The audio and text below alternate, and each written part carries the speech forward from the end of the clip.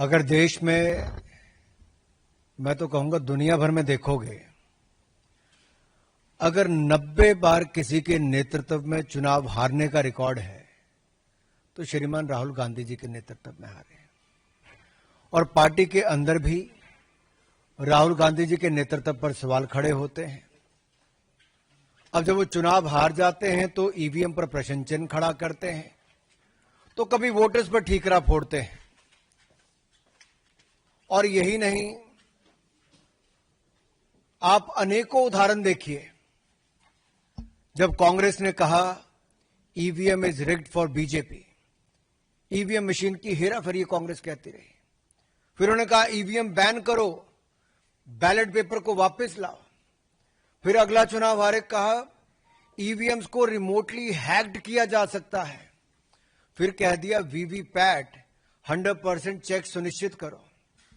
हर हार के बाद कांग्रेस ने नया बहाना ढूंढने का काम किया।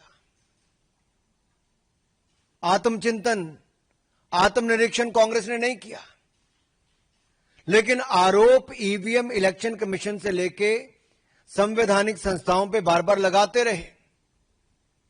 और अब बिहार चुनाव हारता देखकर कांग्रेस पहले ही विपक्षी दलों के साथ मिलकर झूठे आरोप लगाने में लगी है। कल कुछ कांग्रेस के लोग कह रहे थे राहुल गांधी जी और विपक्ष के नेताओं ने बवंडर खड़ा किया। अरे भाई, बवंडर नहीं, बलंडर है। और मैं बताने वाला हूं कैसे।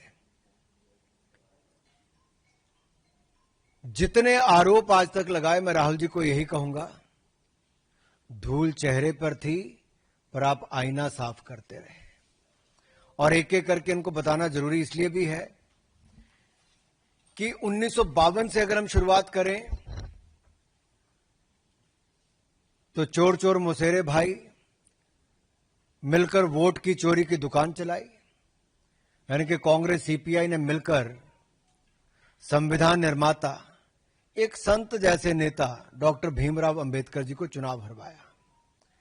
और चुनावी भ्रष्टाचार की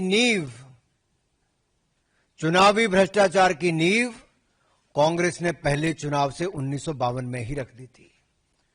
डॉक्टर बाबा साहब अंबेडकर को हराने का काम किया कांग्रेस सीपीआई ने मिलकर किया। और आप रिकॉर्ड चेक करिए, 74,333 वोट खारिज किए गए, जबकि डॉक्टर भीमराव अंबेडकर जी मात्र 14,561 वोट से हारे थे। कांग्रेस ने तो संविधान निर्माता एक दलित नेता को पहले चुनाव में निपटाने का काम कर दिया। और 21 अप्रैल 1952 को डॉक्टर अंबेडकर ने 18 पेज की याचिका दायर की। आप कल्पना कीजिए, जिन्होंने संविधान बनाया था, एक कांग्रेस और एक परिवार ने उसी संविधान निर्माता को चुनावों में धांधली करके हरा दिया। ये चुनावी भ्रष्टाचार का पहला उदाहरण।